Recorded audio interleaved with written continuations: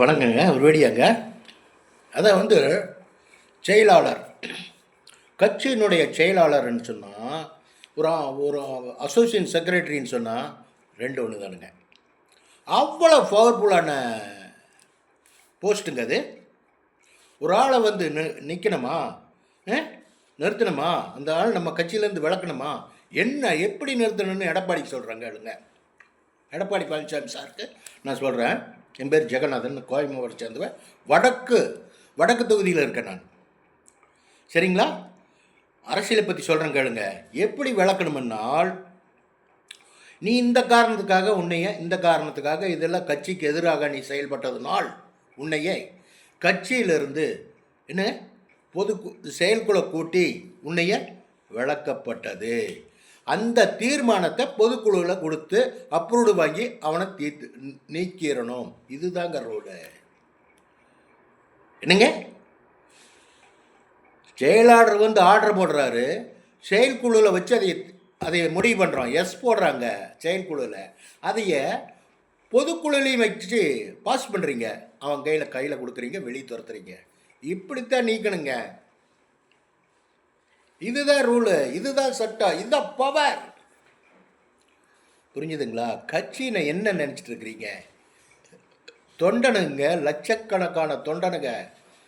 என்னங்க, எப்படி பாடுபட்ட கட்சி தெரியுங்களா அது? எப்படி பாடுபட்டோம், எப்படி வளர்த்தணும், என்ன சமாச்சாரம்.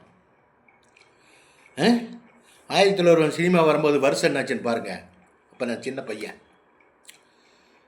அப்போ இருந்து எம்ஜிஆர் ரசிகனுங்க. நான் எம்ஜிஆர் தானுங்க எல்லாமே. என் வீட்டு பூரா எம்ஜிஆர் படங்கள் தான் இருக்கு.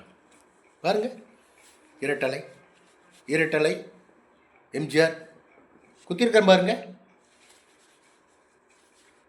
அப்போது அப்படியெல்லாம் ஒரு வீரத்தன்மையாக கட்சியை வளர்த்தி நீங்கள் குரங்கு கையில் மாலை கொடுத்த மாதிரி நீங்கள் பிச்சாக்கிட்டீங்களே.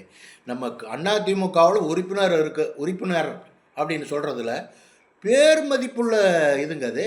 அப்படி ஒரு உறுப்பினர், அதிமுக உறுப்பினரா அப்படிங்கிற லெவலுக்கு அப்படி ஒரு செயல்பட்டு இருந்த கட்சிங்க இப்படி கெடுத்து போட்டிங்களே எடப்பாடி சார் அவருக்கு. என்னங்க, மெட்ராஸ் வந்திருந்தேங்க, ஃபேமிலியோடு வந்திருந்தேன். 4-5 நாள் மெட்ராஸில் தங்கியிருந்தேங்க, சும்மா ஜாலியாக ட்ரிப்பு. அப்போ உங்கள் வீட்டுக்கு வர ட்ரை பண்ணேங்க. அப்புறம் ஏதோ ஒரு சூழ்நிலையில் வந்துட்டான். இன்னொரு தடவை வரும்போது நேராக வர்றேங்க. நம்ம கட்சி பலப்படுத்தணுன்னு நான் உங்கள்கிட்ட சொல்கிறேங்க. பலப்படுத்தணுன்னா யாரையும் வெளியே விடக்கூடாதுங்க. வெளியே போகிற அளவுக்கு நம்ம அவர் என்ன செயல்படுறாருன்னு சொல்லி உடனே செயல்குழு கூட்டு இந்த செயல்படுறாரு, இவரை என்ன பண்ணலாம் கேட்கணும். ஒரு வரதை வான் பண்ணணும். இப்படி எல்லாம் பண்ணக்கூடாது, பிடிக்கூடாது, செய்யக்கூடாது. புரட்சி தலைவர் கண்டுபிடிச்ச கட்சி நம்ம காப்பாற்றணும்ப்பா அப்படின்னு அன்பாக சொல்லணுங்க. செயலாளர் என்னங்க பவர்ஃபுல் வச்சுட்டுங்களா?